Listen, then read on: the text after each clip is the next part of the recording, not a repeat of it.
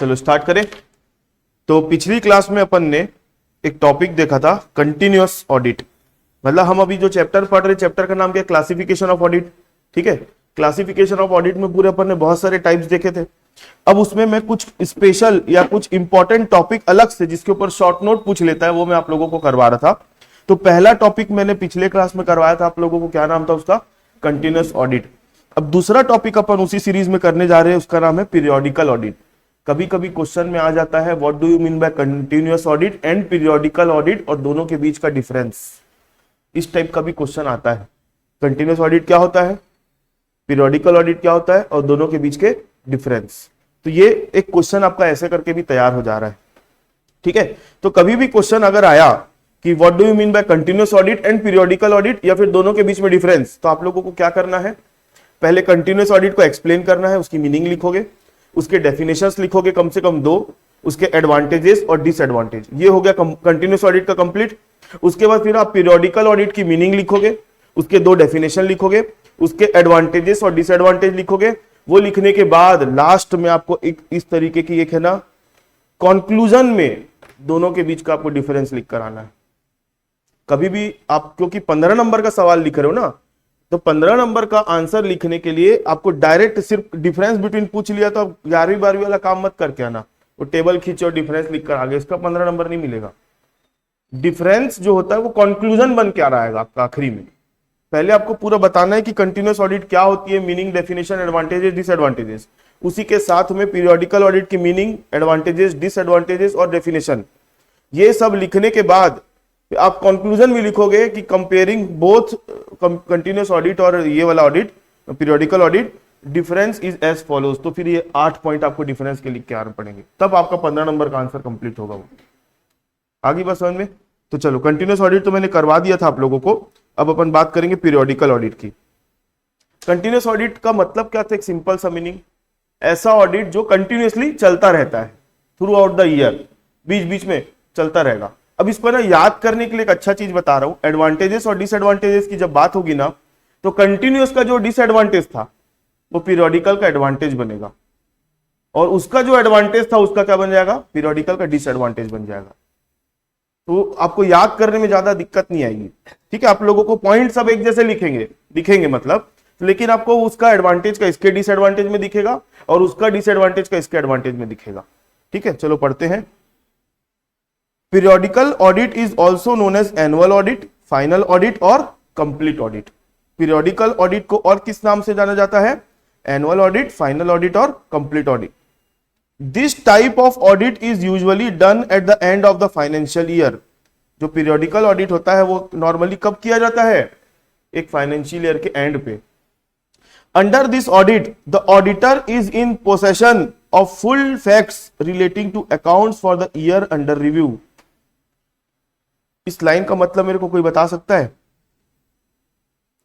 Under this audit the auditor is in possession of the full facts relating to the account for the year under review.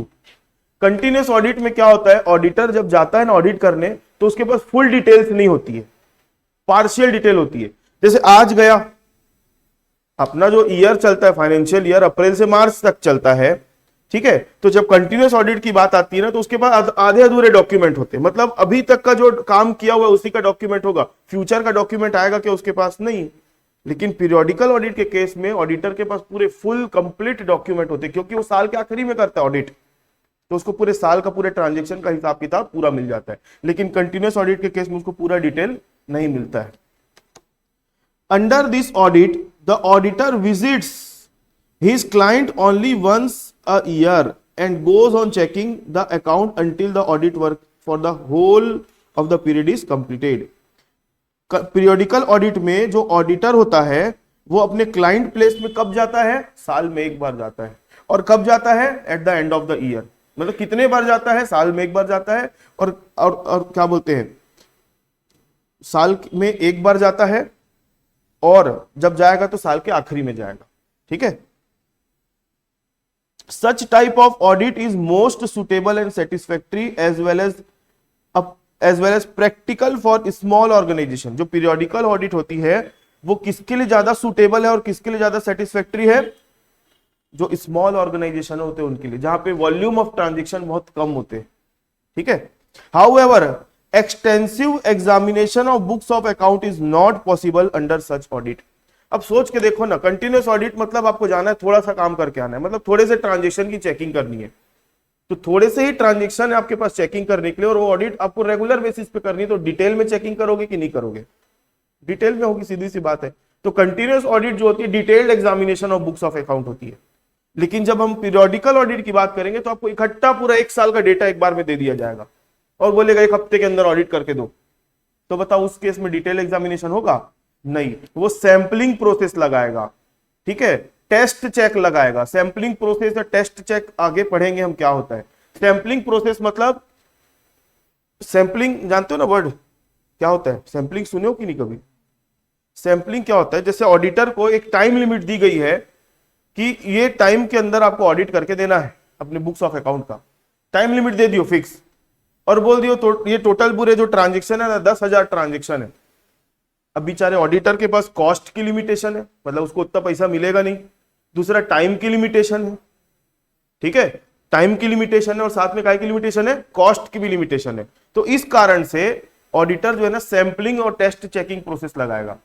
उसमें क्या होता है, 10,000 transaction में से कुछ transaction जो ज्यादा इंपॉर्टेंट नेचर के, उसको मटेरियल आइटम बोलते हैं, उसको सिलेक्ट करेगा और उन्हीं को चेक करेगा। आप लोग सुने हो ना एग्जिट पोल निकलता है चुनाव के टाइम पे, क्या होता है एग्जिट पोल? वो भी सैंपलिंग प्रोसेस से ही निकलता है। मतलब जिन लोग वोट दिए रहते हैं, वोट तो सभी देते हैं लगभग, लेकिन चुनाव वाले जो न्यूज चैनल वाले लोग हैं, उन लोग जिस दिन चुनाव हुआ उसके 2-4 दिन के अंदर अपना एग्जिट पोल बता देते हैं कि ये रिजल्ट होने वाला है। तो क्या उन लोग आपसे एक एक आदमी से जाके पूछते हैं क्या आपने किसको वोट दिया, और जिससे पूछ रहे हो क्या सही बताया होगा? नहीं, जो न्यूज चैनल वाले हैं उन लोग एक सैंपलिंग टेक्निक अपनाते हैं।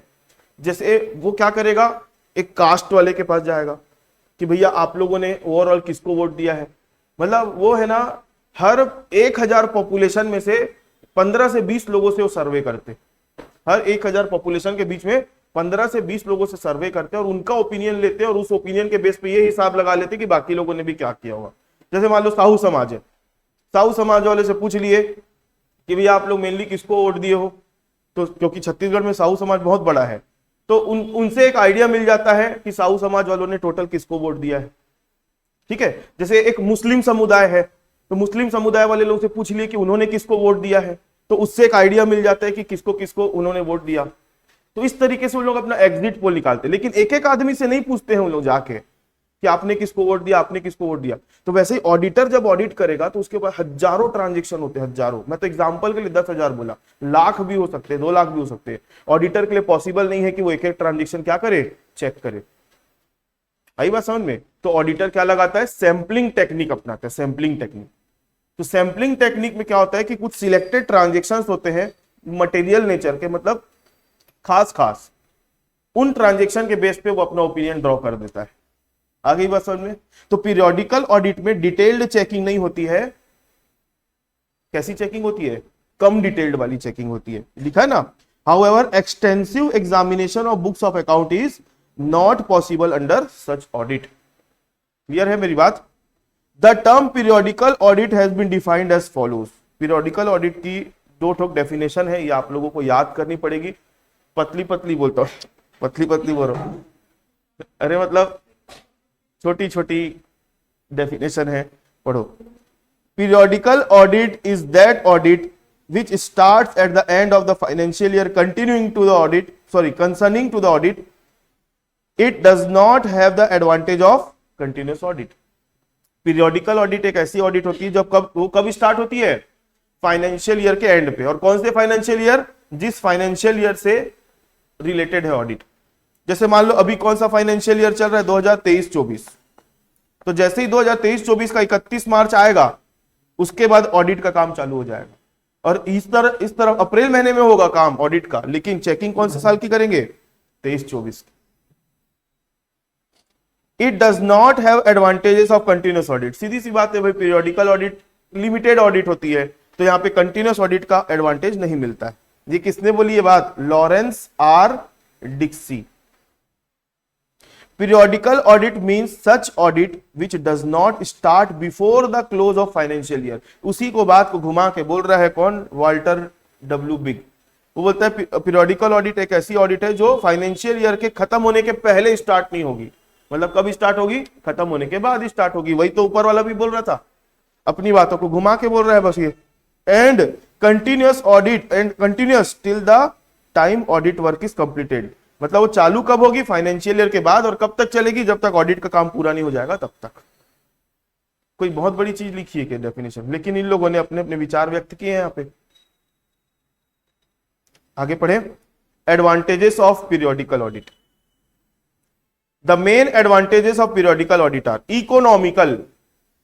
जो जो कंटिन्यूअस का डिसएडवांटेज था, इसका क्या बन जाएगा, एडवांटेज, और उसका जो एडवांटेज था उसका क्या बन जाएगा, डिसएडवांटेज। इकोनॉमिकल मतलब एक बार साल में कराना है, बहुत कम समय के लिए ऑडिट आता है, थोड़ा सा चेक करके चला जाता है, तो इकोनॉमिकल होगा, सस्ता पड़ेगा। सस्ता, इकोनॉमिकल मतलब सस्ता, मतलब पैसा तो उसमें भी खर्चा करना है, लेकिन as compare to continuous audit, periodical audit सस्ता सौदा है।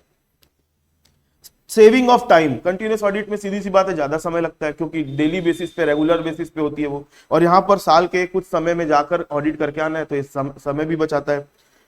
Continuity in work, continuity in work, वहां पे और अपन एक डिसएडवांटेज पड़े थे कि जब कंटिन्यूअस ऑडिट होता है तो वहां पे लोगों का जो रेगुलर स्टाफ है जो अपना मेन काम कर रहे हैं उसके काम को हैम्पर करते हैं। काम कर रहे बोलेंगे फाइल दो चेक करना है, तो उसका काम रुक जाएगा कि नहीं बेचारे का। लेकिन रेगुलर ऑडिट जो पीरियोडिकल ऑडिट होती है उस केस में साल खत्म होने के बाद का डेटा अपन ले रहे हैं ना, तो वहां पर जो रेगुलर एम्प्लॉय है उनका काम में कोई बाधा नहीं आएगी, इसलिए उनके वर्क में क्या देखने को मिलेगा, कंटिन्यूटी देखने को मिलेगी, उनके काम को हैम्पर नहीं करता है। क्लियर है। No chance of figure alteration. Continuous audit में प्रॉब्लम थी कि रेगुलर बेसिस पे डेटा चेक हो रहा है, ठीक है, तो आप ऑडिटर गया बेचारा, ऑडिट किया, साइन कर दिया, पीछे उसके स्टाफ ने डेटा चेंज कर दिया, ये प्रॉब्लम थी। लेकिन पीरियोडिकल ऑडिट में क्या होता है, पूरे साल भर का एंट्री करने के बाद जो है ऑडिटर को डेटा मिलता है, ऑडिटर चेक करके अपना साइन वाइन कर देगा, अब चेंज कर नहीं कर पाएगा क्योंकि वो फाइनल ऑडिट हो चुका है। आगे, thread of work is not lost. ये और ये दोनों पॉइंट जो है ना एक जैसा, thread of work is not lost मतलब जो लोग अपना फ्लो में काम कर रहे हैं तो ऑडिटर उनके काम में बाधा नहीं डालता, किसी भी प्रकार का मतलब बैरियर नहीं क्रिएट करता है, इसलिए थ्रेड मतलब एक लिंक जो है बने रहती है काम की। आगे, lesser chance of collusion between client staff and auditor staff.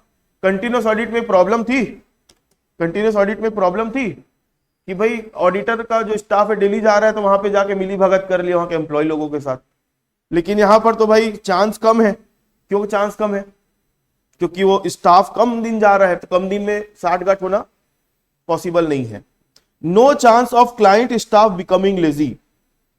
Client staff becoming lazy का यहां पर कोई चांस नहीं, मतलब क्लाइंट के जो स्टाफ है आलसी बनने का उनका कोई चांस नहीं। कारण क्या है, कंटिन्यूअस ऑडिट में क्या होता है, जो क्लाइंट के स्टाफ है वो तो जान रहे हैं कि भाई हम जो भी करेंगे गलती भी करेंगे, ऑडिटर तो है चेक करने वाला, तो उन लोग आलसी हो जाते हैं, गलत भी करेंगे तो करने दो वाला, कंटिन्यूअस ऑडिट के केस में।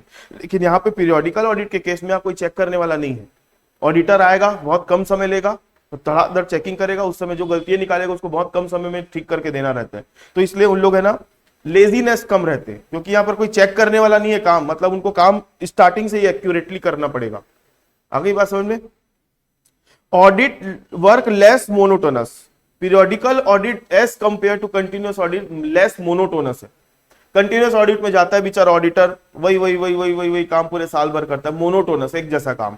लेकिन जब पीरियोडिकल ऑडिट की बात करेंगे तो ऑडिट का जो वर्क है लेस मोनोटोनस होता है, मतलब कम समय के लिए आपको नया नया एडवेंचर वाला काम देखने को मिलेगा। Reduce chances of fraud in impersonal account. Reduce chances of fraud in impersonal account, ये वाला पॉइंट आप लोग थोड़ा सा अकाउंटिंग पॉइंट ऑफ व्यू से समझोगे तब समझ में आएगा। क्या होता है, कुछ कुछ ऐसे ट्रांजेक्शंस होते हैं, ऐसे कुछ कुछ अकाउंट होते हैं जिसकी एंट्री साल के आखिरी में ही होती है।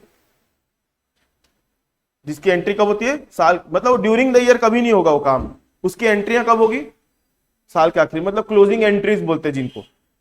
ठीक है, तो क्या होता है, जैसे डेप्रिसिएशन हो गया इस टाइप का, तो क्या होता है जब फाइनल ऑडिटर आता है, फाइनल ऑडिटर मतलब पीरियोडिकल ऑडिटर आता है, तो वो चीजों को जो चेक करता है वो साल के आखिरी में ही चेक करता है, तो उसको नई नई क्लोजिंग एंट्री दिख जाती है। लेकिन कंटिन्यूस ऑडिट के केस में आपको क्लोजिंग एंट्री देखने को नहीं मिलेगी। क्यों? क्योंकि कंटिन्यूस ऑडिट तो साल के बीच में हो रही है, तो उनको साल के आखिरी का कहां से ट्रांजेक्शन देखने को मिलेगा।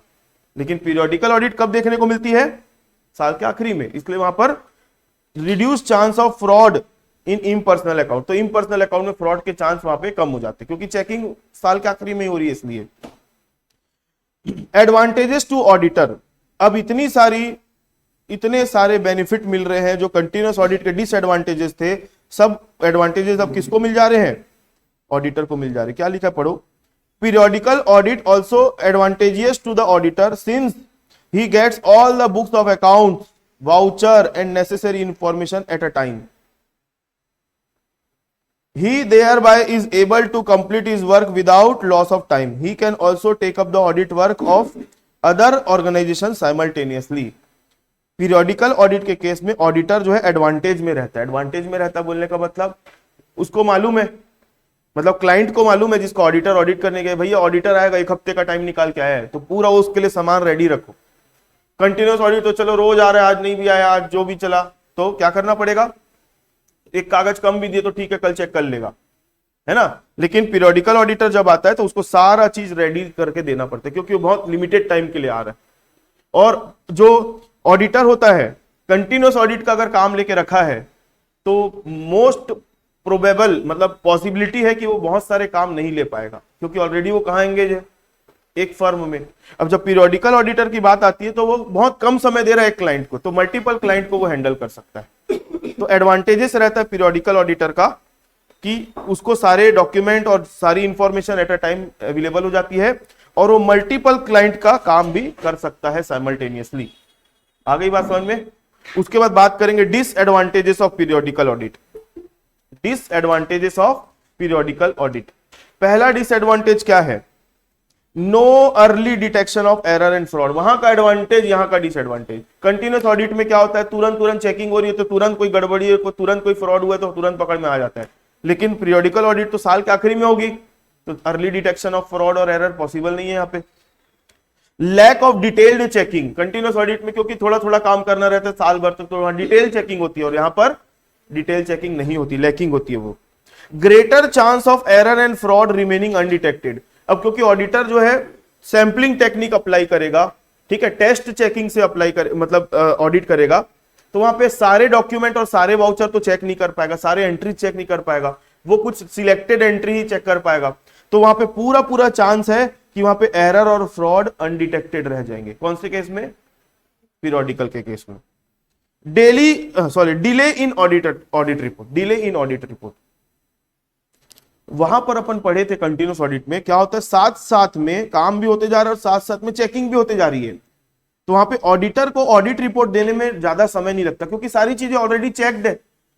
तो तड़फड़ छत्तीसगढ़ वाला काम होता है वहां पे, मतलब तुरंत चेक हुआ, तुरंत ऑडिट रिपोर्ट तैयार। मतलब 31 मार्च को बुक्स ऑफ अकाउंट खत्म हुई, क्लोज हुई, तुरंत 1 हफ्ते के अंदर रिपोर्ट तैयार। लेकिन जब हम बात करेंगे किसकी? पीरियोडिकल ऑडिट की, तो पीरियोडिकल ऑडिट में तो 1 महीना तो अकाउंट को फाइनल करने में लग जाता है। अकाउंट फाइनल होगा फिर बाद में ऑडिट होता है।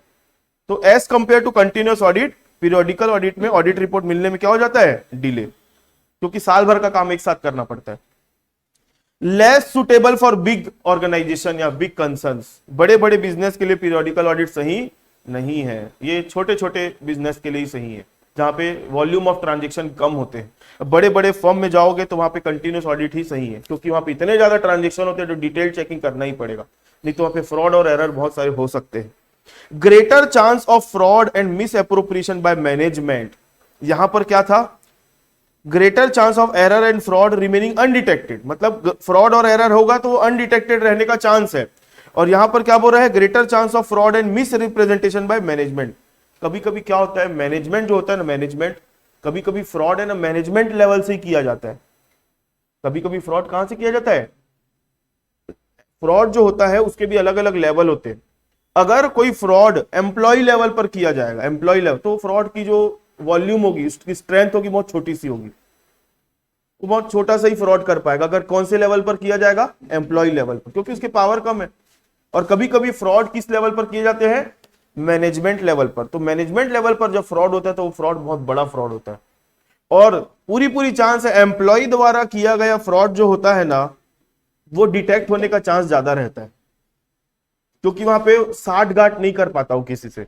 लेकिन मैनेजमेंट वाला जो फ्रॉड होता है ना, तो क्योंकि ऊपर से फ्रॉड किया जाता है तो उसका मिलना बहुत मुश्किल होता है, मैनेजमेंट अगर कोई फ्रॉड कर रहा है तो। ठीक है, तो यहां पर मैनेजमेंट अगर किसी प्रकार का फ्रॉड कर रहा है या मिस रिप्रेजेंटेशन कर रहा है, तो यहां पर पीरियोडिकल ऑडिट में खोजना मुश्किल है थोड़ा सा। आ गई बात समझ में? अब कंटिन्यूअस ऑडिट और पीरियोडिकल ऑडिट में डिफरेंस तो हमने अभी तक पढ़ा, उसके ही कंक्लूजन की अगर मैं बात करूं तो आप डिफरेंस लिख सकते हो। ठीक है, एक क्वेश्चन बनता है कि what do you mean by continuous audit and what do you mean by periodical audit, और गिव देयर डिफरेंसेस, दोनों का क्या बताना है आपको, डिफरेंस। चलो, the audit continues at regular और irregular interval throughout the year. यहां पर ऑडिट जो है रेगुलर या इरेगुलर इंटरवल पूरे साल भर चलेगा, लेकिन जो पीरियोडिकल ऑडिट है वो कब होगा? The audit commences after the finalisation of books of account eight the end of the financial year and continue till it's completed. ये कब तक चलेगा? साल के आखिरी में चालू होगा और जब तक ऑडिट का काम पूरा नहीं हो जाता तब तक चलते रहेगा। The checking of account is detailed and intensive, कौन से केस में? लेकिन intensive and detail checking is not possible, only test checking is possible. The auditor is very suitable, the audit is very suitable for large business undertakings. This audit is suitable only for small business undertakings. It is a detailed and intensive checking, and as such there is very little possibility of fraud and error being undetected. क्योंकि यहाँ पे detailed checking होती है तो यहाँ पे fraud और error होने का चांस कम होता है।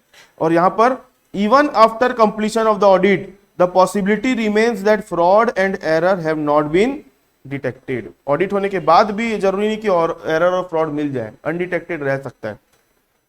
समझ में तो आ रहा है कि पूरा ऊपर से जा रहा है? यहां पे डिटेल्ड चेकिंग होती है तो फ्रॉड या एरर हुआ तो पकड़ा सकता है, यहां पे डिटेल्ड चेकिंग नहीं हुई तो ऑडिट होने के बाद भी ये चांस रहता है कि उस बुक्स ऑफ अकाउंट में फ्रॉड और एरर रह जाए। The cost is high because the auditor has to do the lot of work. यहां पर जो कंटिन्यूस ऑडिट है वहां पे जो कॉस्ट है वो हाई रहती है, और the cost is low because it is done आएगा, sorry, the cost is low because it is once in a year job, ये साल में एक बार होने वाली जॉब। ठीक है, moral effect on the employ of the establishment is evident because of the frequent visit of the auditor staff.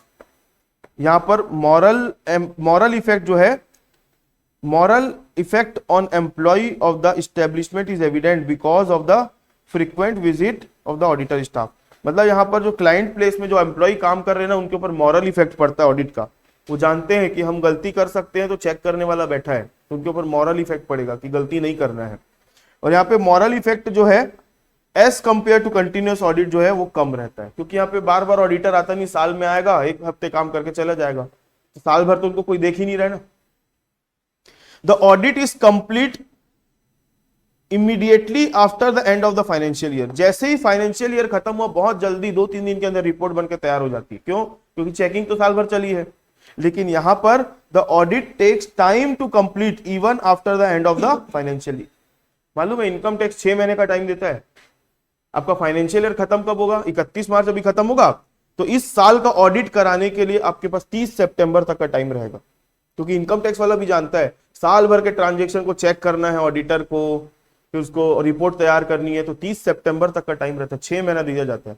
तो continuous audit जो होता है वो जल्दी तैयार हो जाता है, लेकिन जो पीरियोडिकल ऑडिट होता है उसको तैयार होने में टाइम लगता है। There is a possibility of collusion between the auditor staff and company's employ. Auditor staff और कंपनी के जो एम्प्लॉय उनके बीच में कोल्यूजन मतलब मिली भगत होने का चांस रहता है, लेकिन पीरियोडिकल ऑडिट में उनका मिली भगत मतलब कोल्यूजन बिटवीन एम्प्लॉय का चांस क्या रहता है? कम रहता है। यहाँ पे चांस हाई रहता है, यहाँ पे चांस कम रहता है। तो ये हो गया आपका पीरियोडिकल ऑडिट और कंटिन्यूस ऑडिट का डिफरेंस। ठीक है, चलो तो आज की क्लास यहाँ पे ओवर करते हैं, फिर अपन इसके बाद एक इस चैप्टर में एक छोटा सा टॉपिक और रह गया है, वो मेरे को कराना है, उसके बाद ये चैप्टर हमारा खत्म हो जाएगा।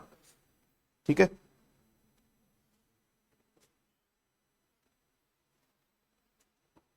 छोटा सा टॉपिक है, रूटीन चेकिंग के नाम से शॉर्ट नोट आता है, वो करा दूंगा, और कल के ही कल मैं नया चैप्टर भी चालू कर दूंगा, ठीक है।